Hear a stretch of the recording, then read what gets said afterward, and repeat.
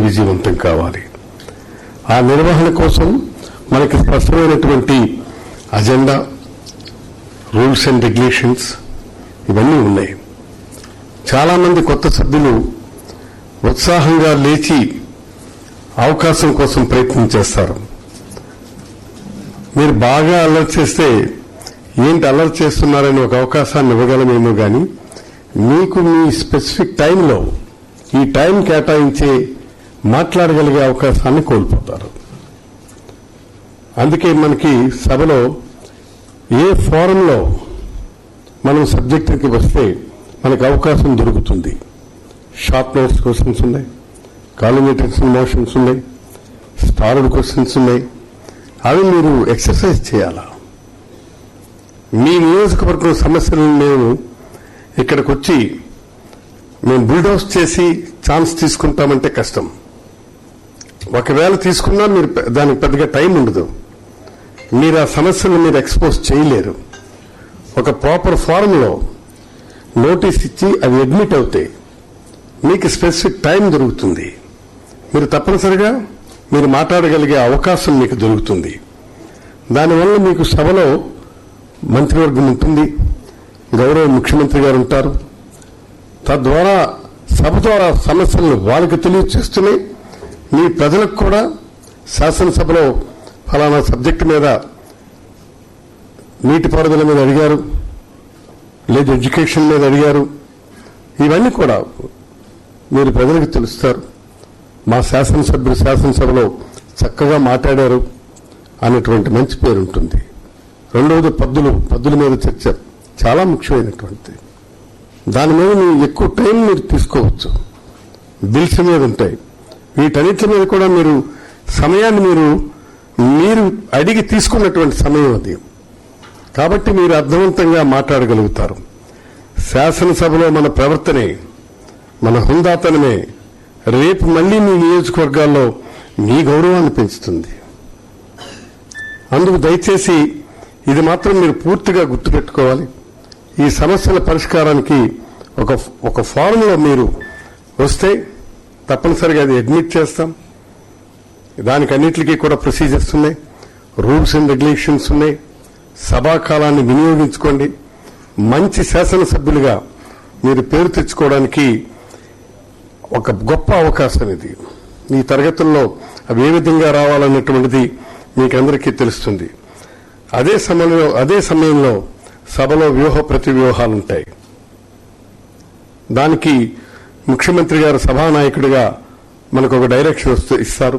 Legislative affairs chief whips ఇవాళంతా ఉన్నారు. ఎమ్మెల్యేస్ను coordinate చేయాలి.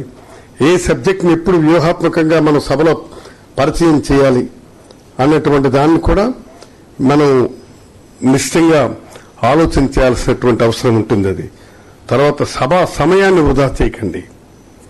ఎందుకంటే మనం సాలీన సంవత్సరానికి 150 కోట్లు ఖర్చు పెడుతున్నాం.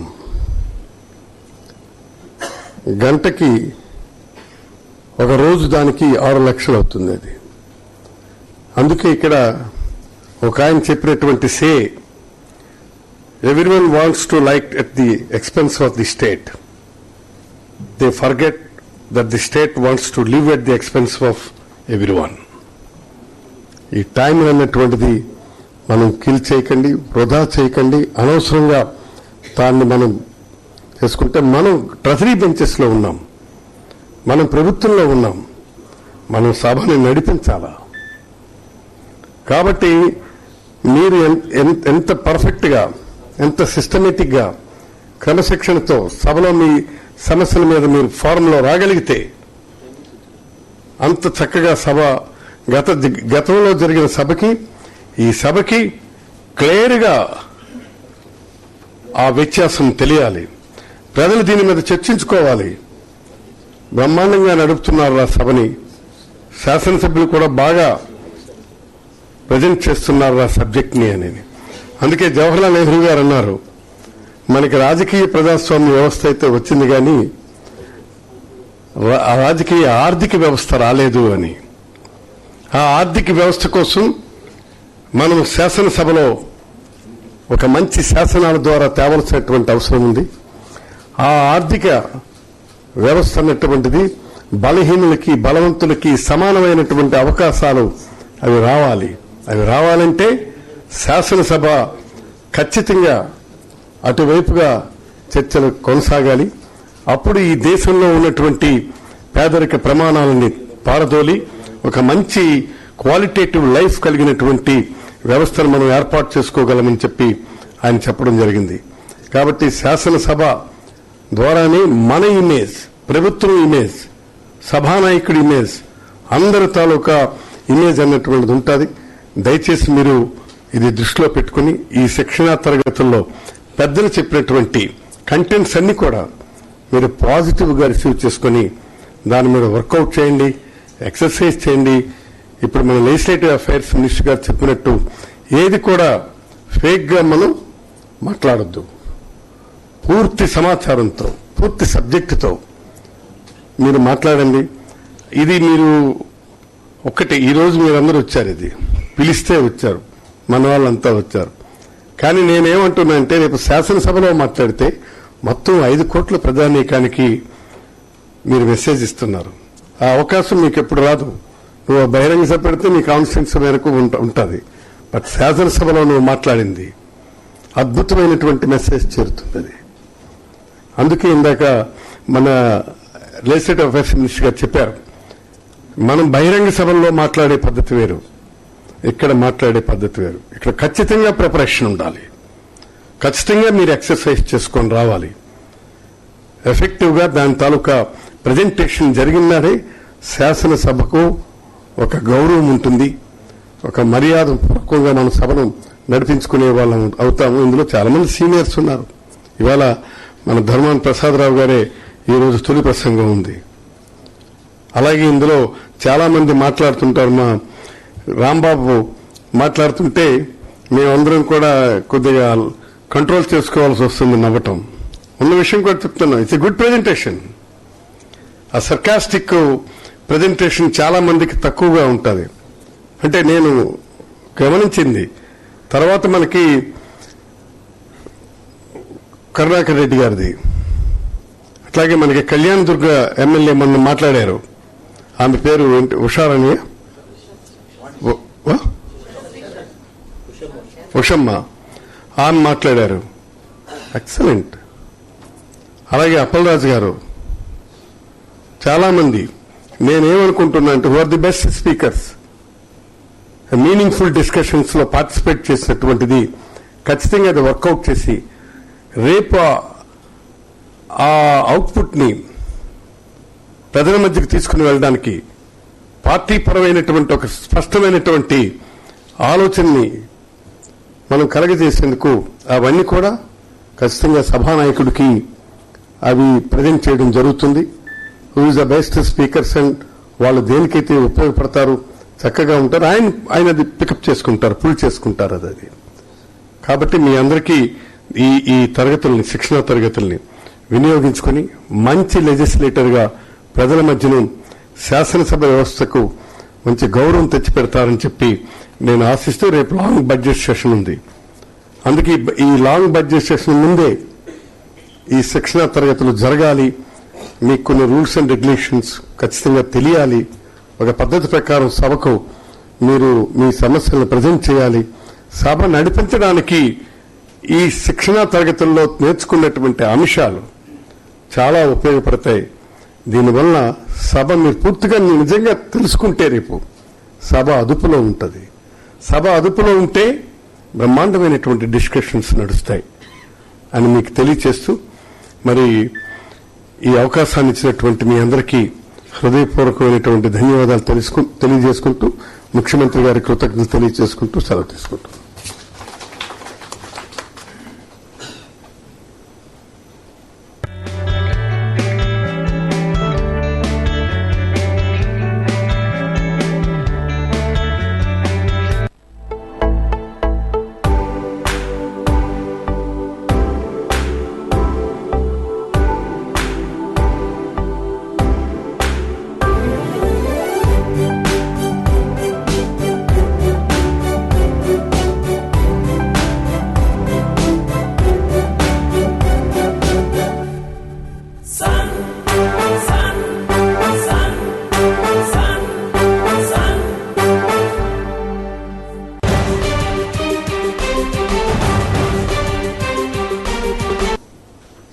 స్పీకర్ గారికి, తమ్మినేని సీతారామన్న గారికి, షరీఫ్ అన్నకు, సోదరుడు, స్నేహితుడు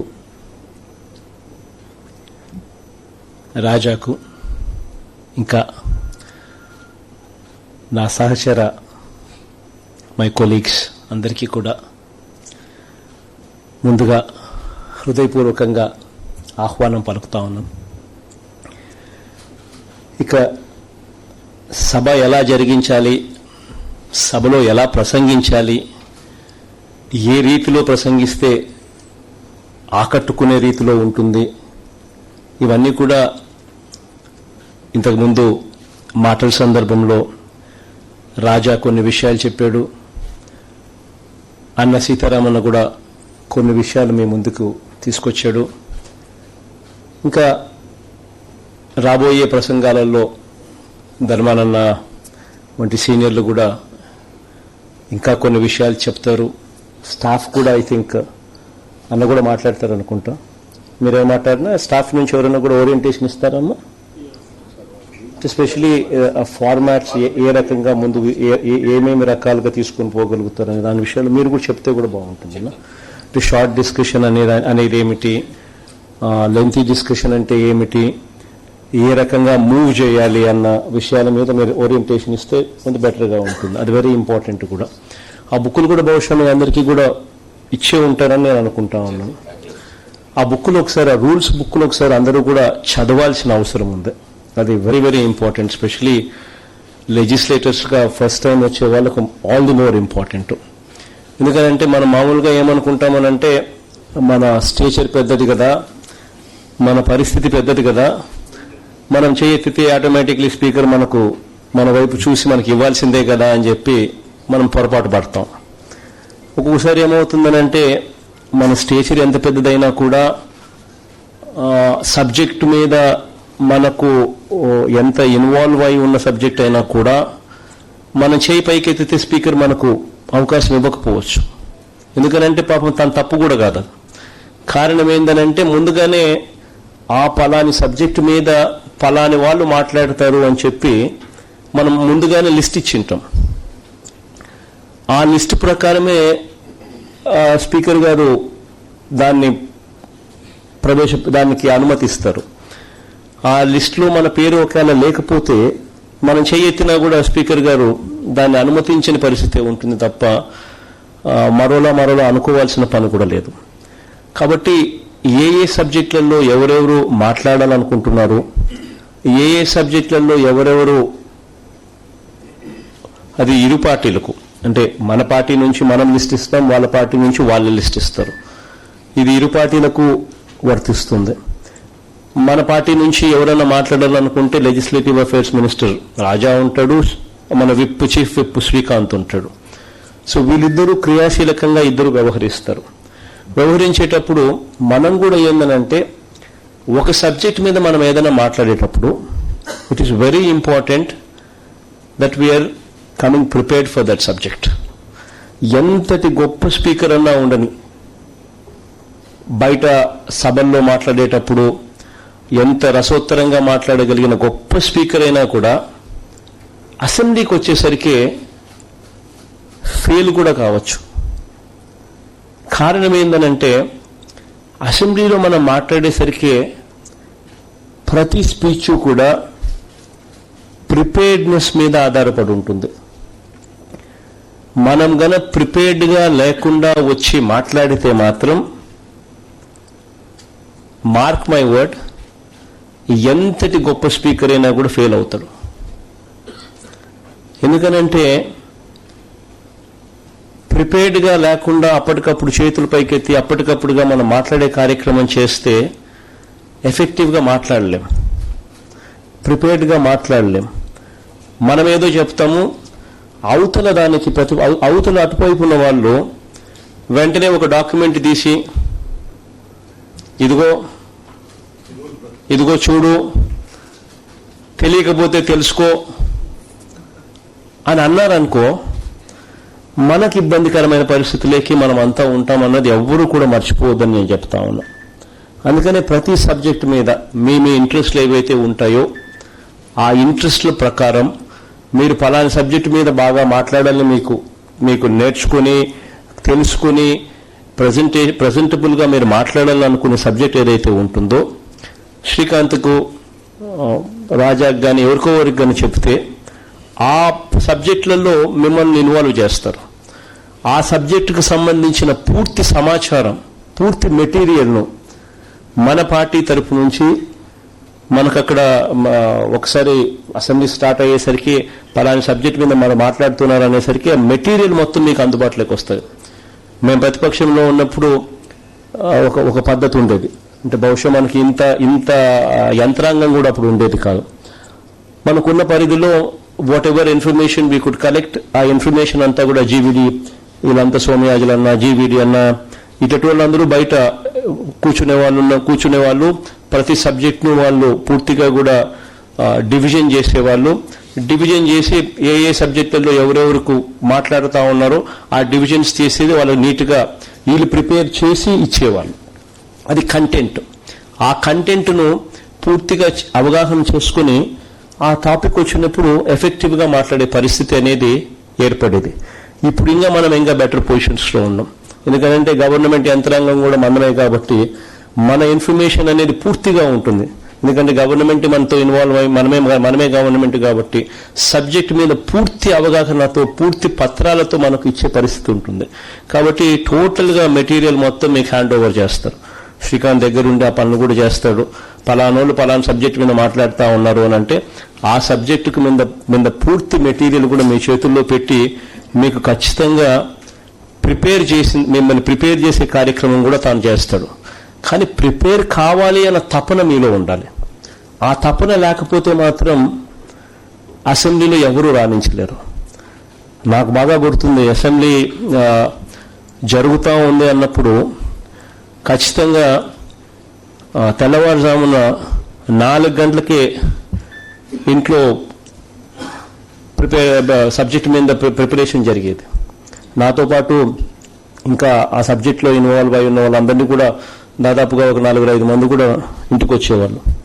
మెటీరియల్ మొత్తం కూడా పూర్తిగా చూసుకునేవాళ్ళం.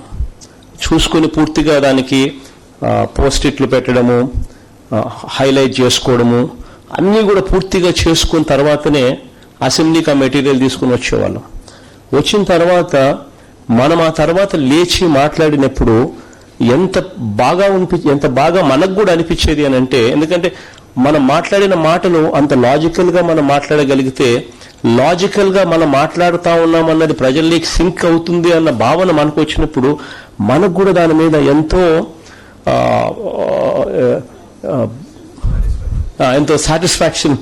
సాటిస్ఫాక్టరీగా ఉంటుంది. కాబట్టి దయచేసి అది మాత్రం గుర్తుపెట్టుకోవాలి. ఎందుకంటే it is very very important that coming ప్రిపేర్డ్గా రావడం అనేది చాలా చాలా అవసరము, చాలా చాలా ఇంపార్టెంట్. ప్లస్ మీరు మాట్లాడాలనుకున్న టాపిక్స్ మీద శ్రీకాంత్తో కానీ రాజాతో కానీ కోఆర్డినేట్ చేసుకుంటే ఆయా టాపిక్లకి మిమ్మల్ని వాళ్ళు యాడ్ చేస్తారు. చేయడమే కాకుండా మీకు మెటీరియల్ కూడా ఇస్తారు. ఇచ్చిన తర్వాత మీరు న్యాచురలీ ప్రిపేర్డ్గా ఉంటారు కాబట్టి మీరు బ్రహ్మాండంగా మాట్లాడే పరిస్థితి కూడా ఉంటుంది. ఈసారి గతంలో జరిగిన విధంగా ఈసారి మన శాసనసభలో మాత్రం ఈసారి పరిస్థితులు గతంలో మాదిరి ఉండవు. గతంలో అయితే మాట్లాడిచ్చేవాళ్ళు కాదు. ఏదైనా క్రిటిసిజం వచ్చింది అని అంటే చాలు వెంటనే మైకులు కట్, మాట్లాడే పరిస్థితి ఉండదు. వెంటనే పర్సనల్గా అందుకుంటారు. టాపిక్ సంబంధం లేని మాటలన్నీ తీసుకొచ్చేస్తారు. ఇంకా ఆ నుంచి మొదలు పెడతారు, మీ నాయన ఇట్లా, కా నుంచి మొదలు పెడతారు, మీ నాయన ఇట్లా, మేము ఇంకోటి ఇట్లా ఇవన్నీ దండిగా చూసాం, చాలా చూసాం. బట్ మన గవర్నెన్స్ అట్లుండదు. మన గవర్నెన్స్లో ఇదే తెలుగుదేశం పార్టీకి 23 మంది ఎమ్మెల్యేలు. ప్రతిపక్షం హోదా రావాలి అని అంటే 10%, అంటే 18 మంది ఉండాలి. ఒక 5 మందిని లాగేస్తే ప్రతిపక్షం కూడా ఉండదు కదా అన్నారు. ప్రతిపక్ష హోదా కూడా ఉండదు కదా అన్నారు. చాలామంది మన వాళ్ళే నాకు సలహా కూడా ఇచ్చారు. But I said no. మనకు వాళ్లకు తేడా ఉండాలి కదా అని చెప్పి గట్టిగా ఐ సెడ్ నో. రామచంద్ర నవ్వుతున్నాడు అక్కడ. మనకు వాళ్ళకు తేడా ఉండాలి కదా అని చెప్పా. కారణం ఏంటంటే ప్రతిపక్షం అనేది ఉండాలా. మనం ఏదైనా ఎమ్మెల్యేని ఎవరైనా తీసుకోవాలనుకున్నా రాజీనామా చేయించాలి. తర్వాత రాజీనామా చేయించిన తర్వాత ప్రజల్లోకి తీసుకొని పోయి మన పార్టీ టికెట్ మీద మనం గెలిపించుకున్న తర్వాత ఆ మనిషి మన ఎమ్మెల్యే అవుతాడు. అలా రాజీనామా అన్నా జరగాలి, డిస్క్వాలిఫికేషన్ అన్నా జరగాలి. ఇక్కడ డిస్క్వాలిఫికేషన్ లాస్ట్ 5 years ఎక్కడా జరగలేదు. ఎక్కడ రాజీనామాలు చేసే పరిస్థితి అంతకన్నా ఎక్కడ ఉత్పన్నం కాలేదు. ఆ పరిస్థితి నుంచి భిన్నంగా ఉండాలి అని చెప్పి మనం ప్రతి సందర్భంలోనూ మార్గదర్శకంగా అడుగులు వేస్తా ఉన్నాం. ఈ మార్గదర్శకంగా అడుగులు వేసే విషయంలో వచ్చేసరికి ఈ అసెంబ్లీ కండక్ట్ చేసే విషయంలో కూడా అంతే మార్గదర్శకంగా ఉండాలి. మన మీద ఎవరైనా క్రిటిసైజ్ చేయాలి అని అనుకుంటే నేనైతే ఒకటే చెప్తా ఉన్నా. నేను స్పీకర్ గారికి ఇంతకుముందు మాట్లాడేటప్పుడు నేను లేచి మామూలుగా నేను లేచి రూలింగ్ పార్టీ ముఖ్యమంత్రిగా మాట్లాడేటప్పుడు నేను లేచినప్పుడు మామూలుగా ప్రతిపక్ష నాయకుడు లేచినప్పుడు ఎవరు కూర్చోమనే చెప్తారు. కానీ మన విషయానికి వచ్చేసరికి మాత్రం నేను లేచి చంద్రబాబు నాయుడు ఏదో ఇంటర్ఫియర్ కావాలనుకున్నప్పుడు లేచి నేను బంగారంగా మాట్లాడాను చంద్రబాబు గారు అని చెప్పి కూడా చెప్పడం జరిగింది. ఎందుకనంటే లెట్ హిమ్ స్పీక్. ఆయన ఏం మాట్లాడాలనుకుంటున్నాడు, ఏం చెప్పాలనుకుంటున్నాడు టైం ఇద్దాం. ఆయన మాట్లాడిన తర్వాత ఆయన చెప్పిన పాయింట్లను మోర్ లాజికల్గా, మోర్ ఎఫెక్టివ్గా మన ఆర్గ్యుమెంట్ మనం చెప్పగలిగితే ప్రజలు దాన్ని చూస్తారు. ప్రజలు దాన్ని చూసినప్పుడు ఎవరు ఏ విషయాలు మాట్లాడారు, ఎవరు ఎంత లాజికల్గా పాయింట్ని చెప్పగలిగినారు అన్న పాయింట్ ప్రజల్లోకి బాగా సింక్ అవుతుంది. ఆ ధైర్యం, ఆ నమ్మకం మనకున్నప్పుడు మనం ఎందుకు భయపడాలి? ఎవరో మాట్లాడుతూ ఉన్నారు, ఎవరో మాట్లాడనీయకూడదు అని చెప్పి మనం ఎందుకు కుట్రలు పన్నాలి? అవసరం లేదు. మన మీద మనకు నమ్మకం ఉంది, మన పాలన మీద అంతకన్నా ఎక్కువ నమ్మకం ఉంది. సో అటువంటప్పుడు we don't have to be bothered about ఎవరో లేస్తారని వాళ్ళని మాట్లాడనీయకూడదు అని చెప్పి ఎక్కడ ఇది కావాల్సిన పనుల. కానీ ఇక్కడ ఈ మాట చెప్పేటప్పుడు ఒక చంద్రబాబు నాయుడు గారి గురించి చెప్పేటప్పుడు ఒక మాట కూడా చెప్పాలి. చంద్రబాబు నాయుడు గారికి గట్టిగా అబద్ధాలు చెప్పే అలవాటు కూడా ఉంది. ఇదే శాసనసభలో అయితే నేను సత్యదూరం అని చెప్పి అనాలి. కానీ ఇదే ఇంతకుముందు గతంలో మీ అందరికీ గుర్తుండే ఉంటుంది. ఆయన ప్రతిపక్షంలో ఉన్నప్పుడు, నాన్నగారి హయాంలో, నాన్న ముఖ్యమంత్రిగా ఉన్నప్పుడు నాకు బాగా గుర్తుంది. ఏ ప్రాజెక్టునా కన్నకరావాలి?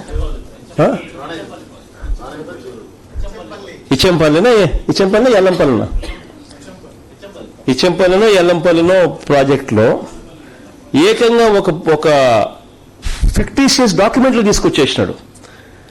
ఒక డాక్యుమెంటే టెండరింగ్ ప్రొసీజర్ మీద ఒక డాక్యుమెంట్, ఫిక్టీషియస్ డాక్యుమెంట్ తీసుకొచ్చి అసెంబ్లీలో చదవడం మొదలుపెట్టినాడు. ఇది టెండర్ ఇట్లా జరిగినది, ఇట్లా జరిగింది, ఇట్లా జరిగింది. ఫస్ట్ కొంతసేపు అయితే ఎవరికి ఏం అర్థం కాదు, ఇంక్లూడింగ్ నాన్నకు కూడా అర్థం కూడా అయినట్లేదు. తర్వాత అసలు ఏం జరిగింది అని చెప్పి మొత్తం డేటా మొత్తం తీసుకుని వచ్చిన తర్వాత అప్పుడు అర్థమైంది అసలు డాక్యుమెంటే ఫేక్ డాక్యుమెంట్ తీసుకొచ్చి మాట్లాడేస్తున్నారు అని చెప్పి.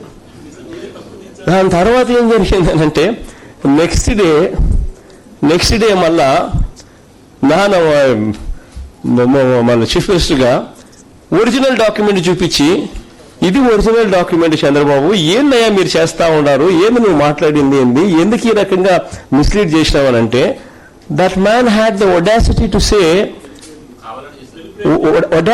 సే దట్ ఇలా అబద్ధాలు ఆడడం సర్వసహజమే అని.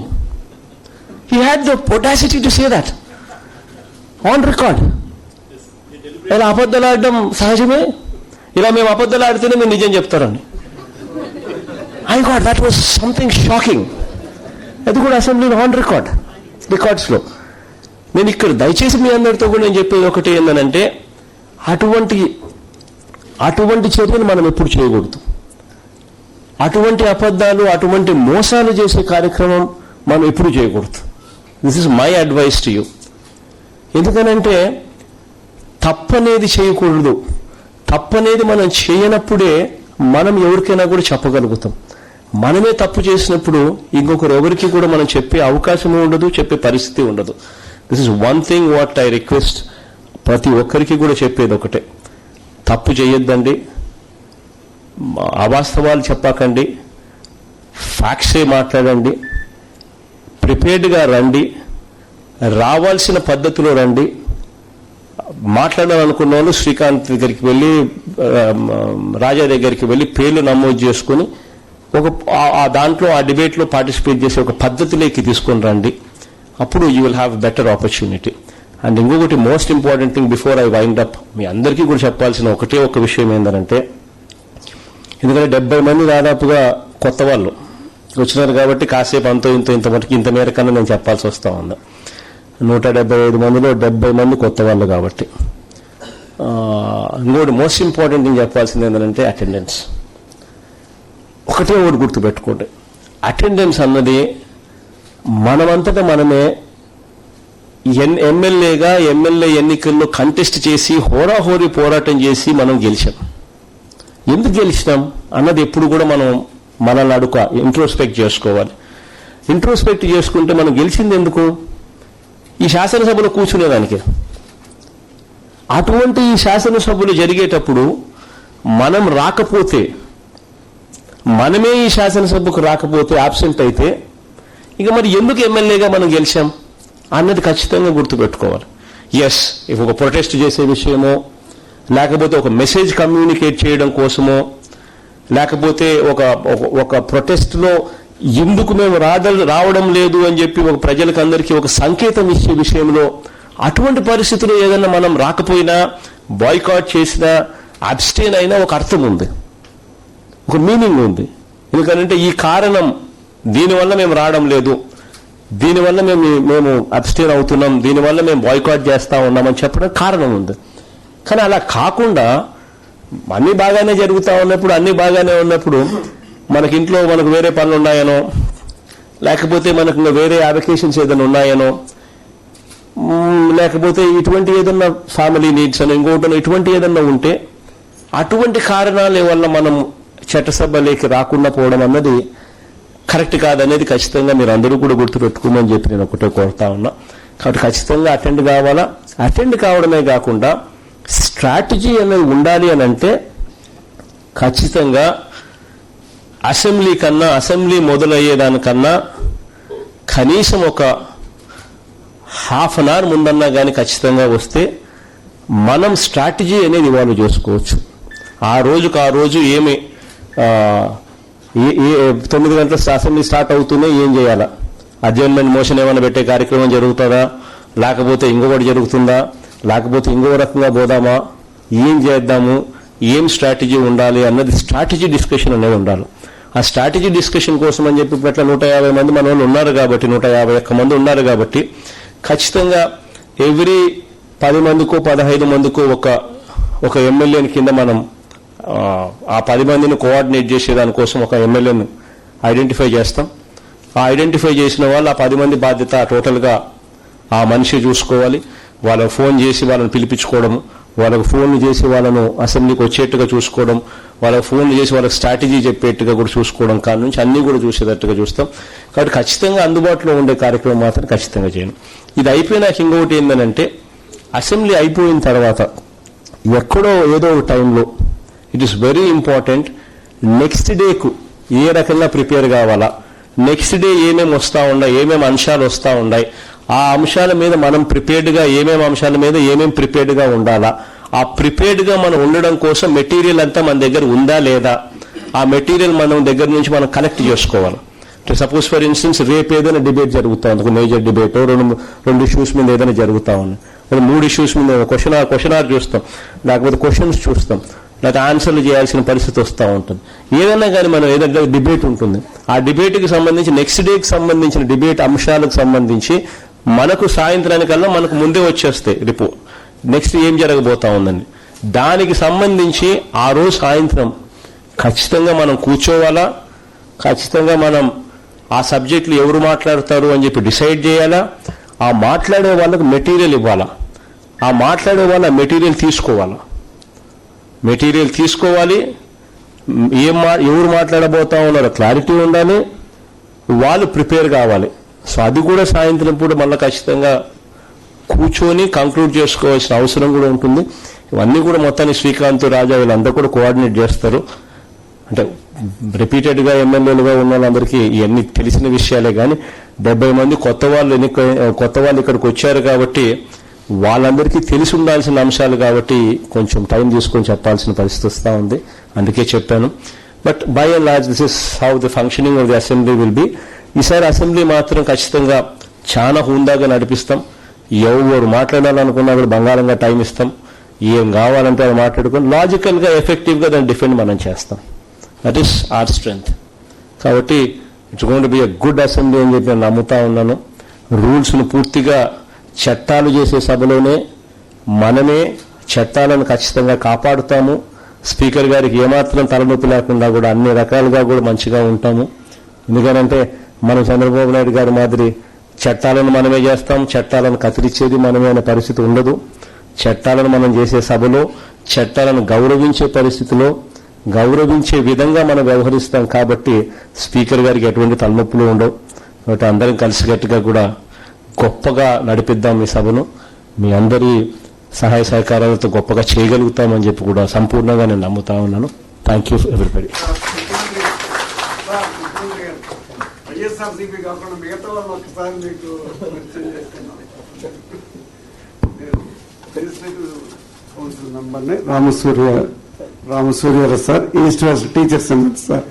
మీ సహకారంతో తెలుసు మీ అందరికీ. నాన్నగారికి మేమందరం రుణపడి ఉంటాం. లెజిస్లేటివ్ కౌన్సిల్ అనేది ఆయన ఏర్పరిచారు. అందువల్ల మేమందరం కూడా మీ నాన్నగారికి కృతజ్ఞతలు ఉంటాం సార్. సార్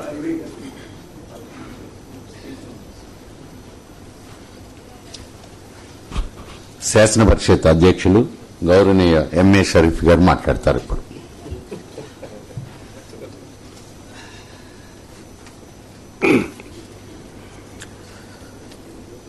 యువ ముఖ్యమంత్రి కొత్త వరవడిలో కొత్త ఆలోచనలతో ముందుకు సాగుతున్న గౌరవనీయులు జగన్మోహన్ రెడ్డి గారికి, సభాపతి తమ్మినేని సీతారాం గారికి,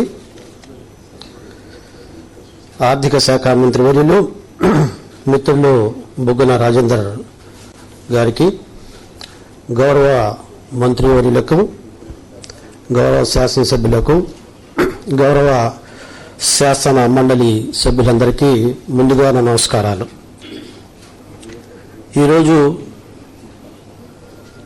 శాసనసభ పరంగా రేపు బడ్జెట్ సమావేశాల కంటే ముందుగా మన ఓరియంటేషన్ ప్రోగ్రాంని ఏర్పాటు చేసుకున్నందుకు ముందుగా మరి ప్రభుత్వాన్ని నేను అభినందనలు తెలియజేస్తున్నాను. ఎందుకంటే ప్రతి వ్యక్తికి ఉండే అవగాహన పరిమితమైంది.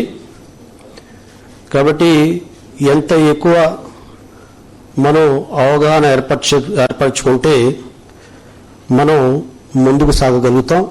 అందుకే అంటారు మనిషి నిత్యం విద్యార్థి అని. కాబట్టి ఎంత ఎక్కువగా మనం అవగాహన కల్పించుకుంటూ పోతుంటే ఏ రంగాల్లో మనం ఉన్నామో ఆ రంగాల్లో రాణిస్తాం అనేది ఈ సందర్భంగా మనందరూ గమనించవలసిన అవసరం ఉంది.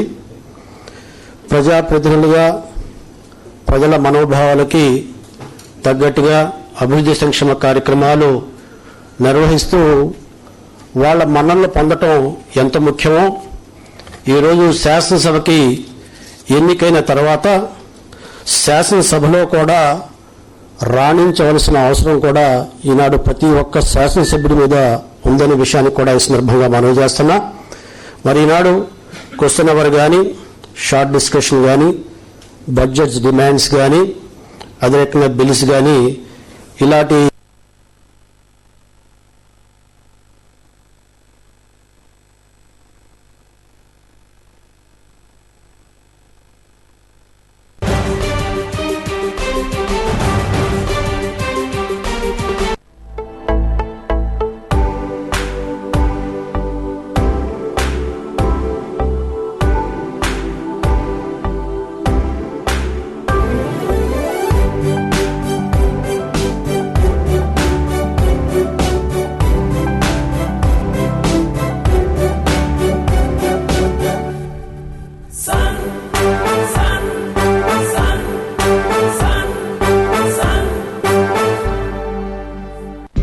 अंदर की नहीं बाहर की बात है।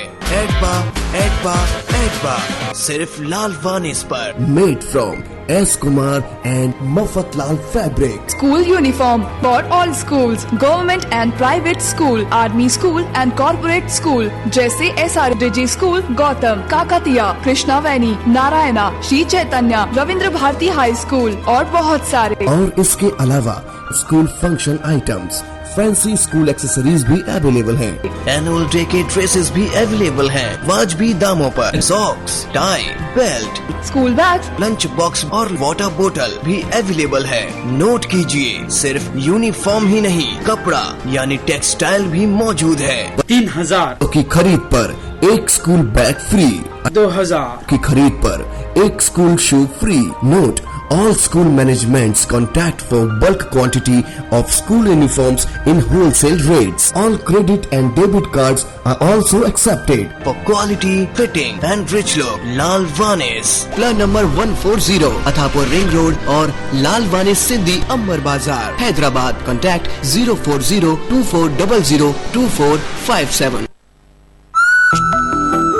ఈ ఆడపిల్లలు ప్రేమిస్తే డైరెక్ట్ గా చెప్తారు అనుకుంటున్నావా? మెల్లిగా కళ్ళతో చూసుకుంటా, పళ్ళతో నవ్వుకుంటా సిగ్నల్స్ ఇస్తారు. మనమే అర్థం చేసుకోవాలి. అందరికి 10వ తరగతి పరీక్ష అయితే ఈయనకి ప్రేమ పరీక్ష. నందు నలంద కాలేజ్ లో అడ్మిషన్ తీసుకుంది.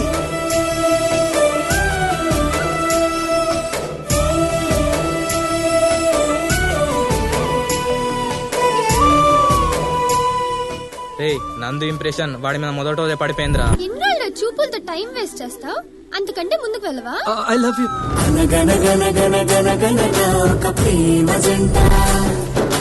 అటు ఇటు రెక్కలు వేస్తోంది అద్దురా అని ముత్తుకున్నా విన్నావా? చూడు వాళ్ళిద్దరిని నువ్వే కలుపుతున్నా. ఏమ్రా నందు మీద అక్షరాలు వేస్తున్నావు? నువ్వే అన్నావుగా నందు ఎవడికి పడితే వాడికని.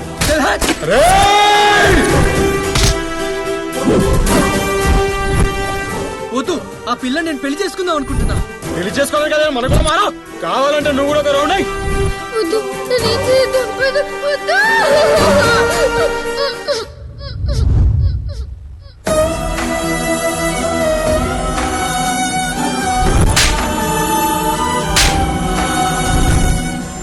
నేరం చేసిన వాళ్ళకి శిక్షలు వేయగలమేమో కానీ నష్టపోయిన వాళ్ళకి న్యాయం చేయగలమా సార్?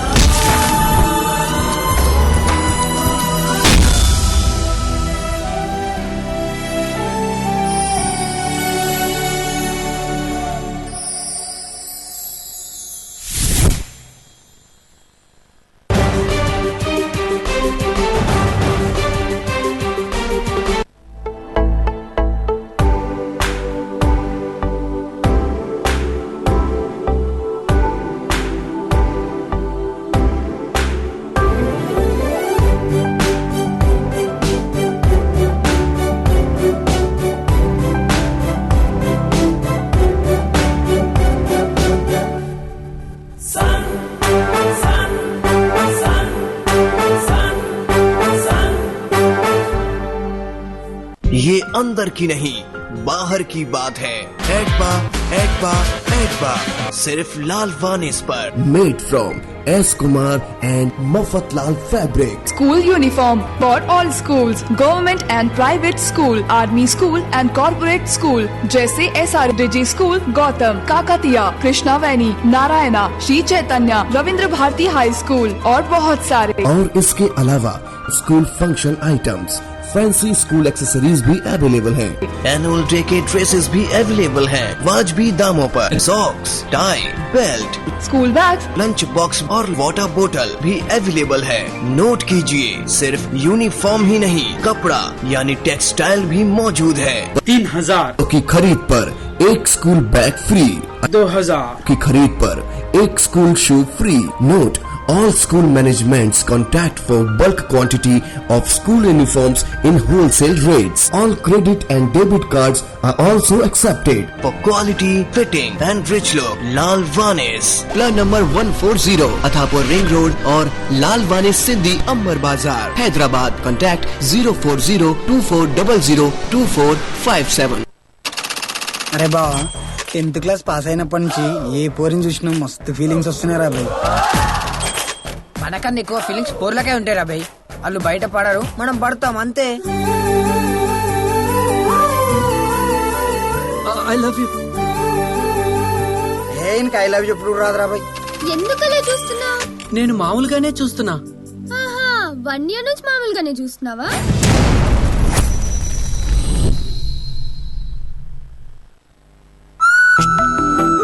ఈ ఆడపిల్లలు ప్రేమిస్తే డైరెక్ట్ గా చెప్తారు అనుకుంటున్నావా? మెల్లిగా కళ్ళతో చూసుకుంటా, పళ్ళతో నవ్వుకుంటా సిగ్నల్స్ ఇస్తారు. మనమే అర్థం చేసుకోవాలి. అందరికి 10వ తారీఖు పరీక్ష అయితే ఈయనకి ప్రేమ పరీక్ష. నందు నలంద కాలేజ్ లో అడ్మిషన్ తీసుకుంది.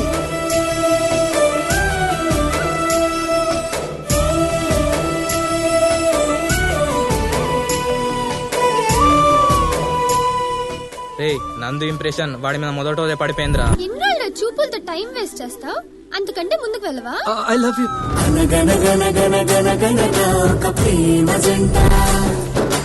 అటు ఇటు రకలు వేస్తోంది అరదేని గంట.